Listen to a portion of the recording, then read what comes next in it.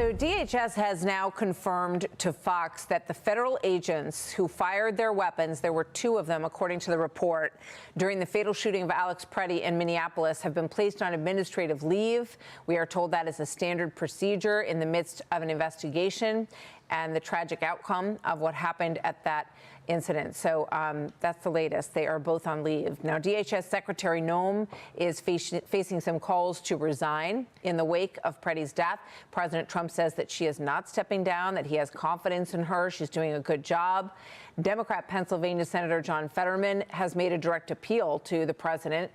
Quote, Americans have died. She is betraying DHS's core mission and trashing your border security legacy.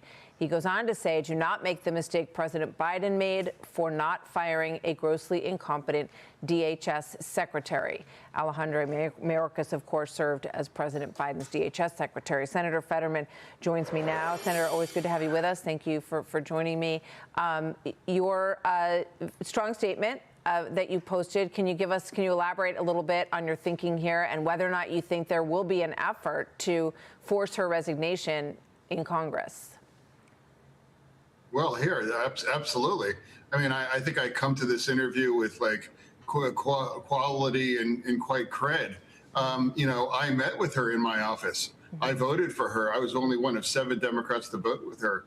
And when we discussed, I said, do you want to secure our border? And she was like, yes, absolutely. And, you know, I want to deport all of the criminals. And she's like, absolutely. And I don't think we should be targeting otherwise lawful migrants. And I said, absolutely, then I will vote and I will support her because I am the ranking member of the subcommittee for border security. And I wanted to work with her. And I haven't made it personal. I never attacked her if I didn't have to agree with everything that's happening. So right now, when you've reached this situation here, you know, like you see, and I don't know why at this point you kind of push this kinds of right now because Americans have died. And this isn't really seeming to be about the core things of securing our border and deporting all of the criminals now, too.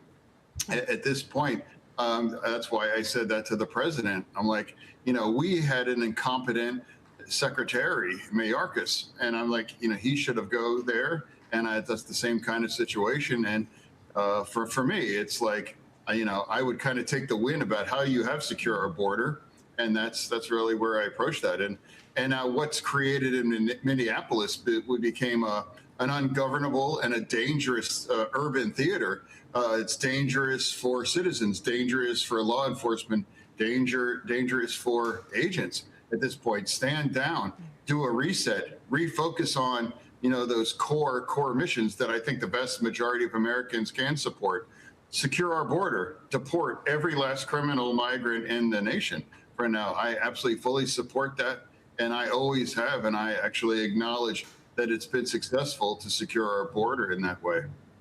You know, I think there's a lot of concern that the scene that we saw, you called it urban theater, and a tragic urban theater indeed over the last several days, that it could emerge other places, and we all hope that is absolutely not the case. But I want to play this soundbite. This is Philadelphia's DA, Larry Krasner, warning ICE agents about being hunted down. Watch this. This is a small bunch of wannabe Nazis. That's what they are. In a country of 350 million, we outnumber them. If we have to hunt you down the way they hunted down Nazis for decades, we will find your identities, we will find you, we will achieve justice. Is that going to get us anywhere, Senator? Oh, that's gross, and that I absolutely condemn that. Absolutely. Do not compare anyone to Nazis. Don't use that kind of rhetoric.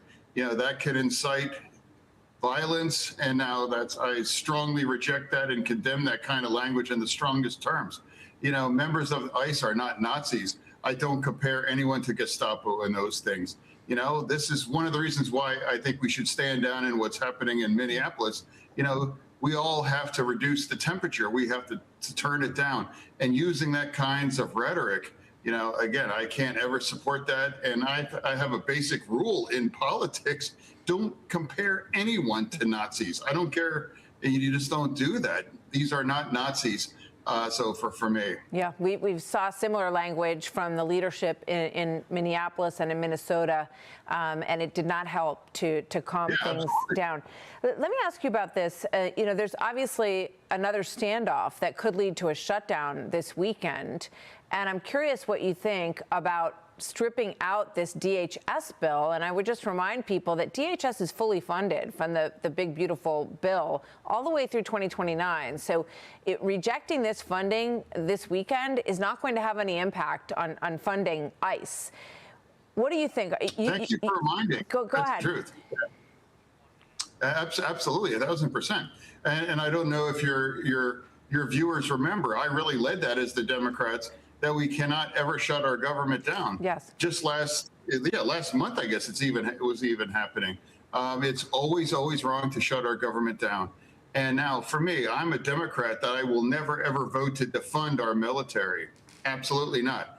And now, this would be the second time we would not pay our military twice in 2 months. 2 months. And for me, as you just correctly pointed out, ICE already has their funding already because of the big, beautiful bill at this point. So for me, I would love to have some modest kinds of changes and to make the ICE process better, safer for everybody.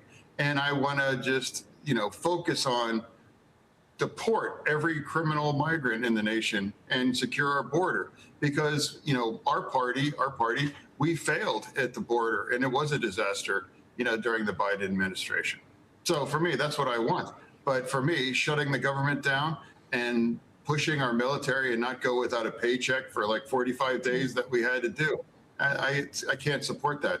But I do hope we're able to just focus on the DH1, and we can have a bipartisan conversation to make some of the kinds of the appropriate and refocus what the true mission about ICE should be in that. And I'm also one of the Democrats. All of the abolish ICE and all that nonsense, that's absurd.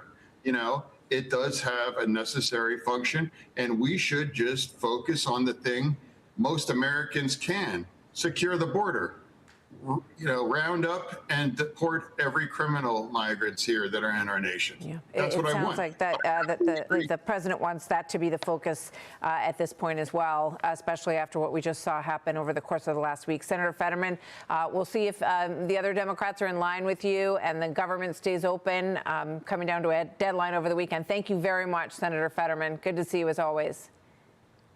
Thanks for having me.